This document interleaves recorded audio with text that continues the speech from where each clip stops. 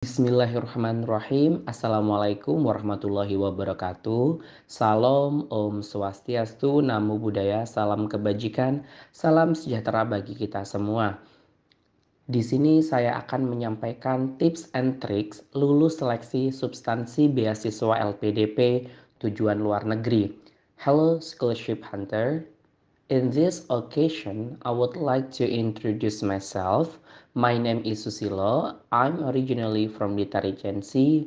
I graduate in Syariah Economics in the Faculty of Islamic Economics and Business at State Islamic Institute of Tulungagung or IAIN Tulungagung.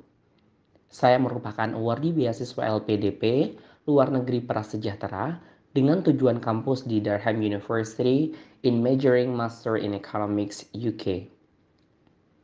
Saya mendaftar beasiswa LPDP di batch 2 tahun 2022 dan saya mendapatkan setelah mengalami kegagalan sebanyak 2 kali di tahun 2021 batch 2 dan batch 1 2022. Menurut kebijakan pihak LPDP bahwa pendaftar yang tidak lolos di tahap seleksi substansi tidak bisa mendaftar kembali di batch 2 di tahun yang sama. Tetapi pada waktu itu pihak LPDP mengumumkan bahwa adanya kebijakan baru tentang pendaftar yang tidak lolos di batch 2, seleksi substansi bisa mendaftar kembali di batch 2 di tahun yang sama. Oleh karena itu, saya mencoba mendaftar kembali dan lolos sampai tahap seleksi substansi atau seleksi wawancara LPDP batch 2 tahun 2022. In this occasion, I would like to share you about my experience when I applied for LPDP scholarship. For your information, seleksi substansi merupakan seleksi akhir dari beasiswa LPDP. Karena LPDP memiliki 3 tahap yaitu administrasi, tes bakat skolastik atau TBS, dan seleksi substansi atau wawancara. Jika teman-teman pendaftar LPDP sudah mendapatkan LOA unconditional, maka teman-teman tidak perlu mengikuti tes bakat skolastik dari LPDP. Pada saat itu saya mendapatkan jadwal wawancara seleksi substansi pada saat siang hari sekitar jam 2 siang sampai dengan jam 3 siang. Saya mendapatkan 3 orang pewawancara atau interviewer, yaitu orang pertama menanyakan prestasi dan kegiatan yang telah, sedang, dan akan dilakukan. Lalu satu orang menanyakan tentang research plan selama studi S2 nantinya. Apakah sudah menghubungi supervisor, kemudian bagaimana kontribusi yang akan diberikan pasca menyelesaikan studi S2 atau S3 di luar negeri. Dan satu orang dari psikolog. Based on my experience, adapun hal-hal yang harus dilakukan sebelum seleksi substansi beasiswa LPDP, yang pertama adalah be in time 30 minutes.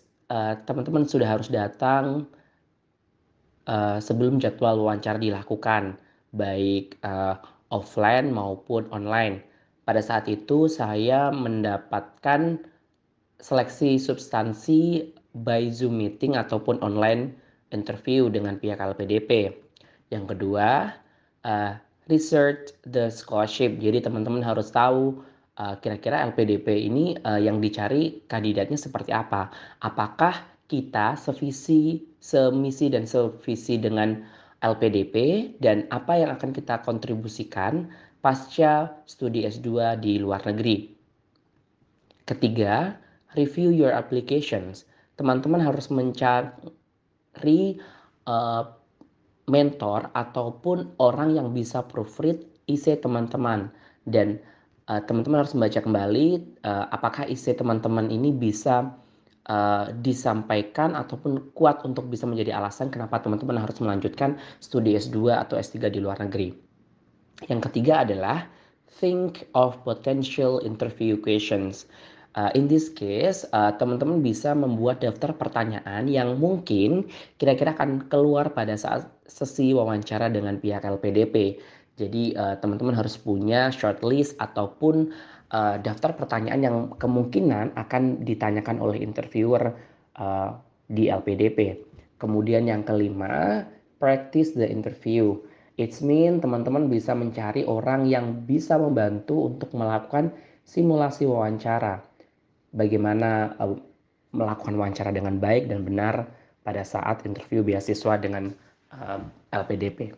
Kemudian di sesi interview ini teman-teman bisa menerapkan metode STAR, situations, tasks, action, and results.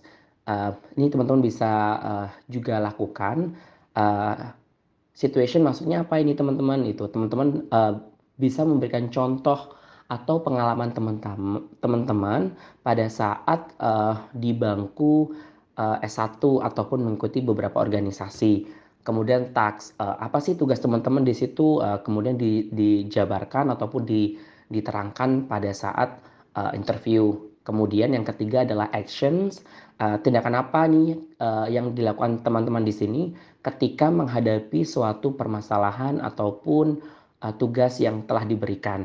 Yang terakhir adalah result, hasil dari uh, apa yang bisa diberikan ataupun apa yang bisa diimplementasikan dari apa yang sudah teman-teman lakukan di sebelumnya. Kemudian yang keenam adalah good dress. Mohon diusahakan menggunakan dress yang rapi dan sopan sehingga memberikan pesan pertama atau first impressions yang bagus kepada interviewer, karena ini akan menjadi salah satu first impression juga bagi kita pada saat kita melakukan si interview dengan pihak LPDP atau interviewer. Yang ketujuh, yang terakhir adalah stay calm and be yourself.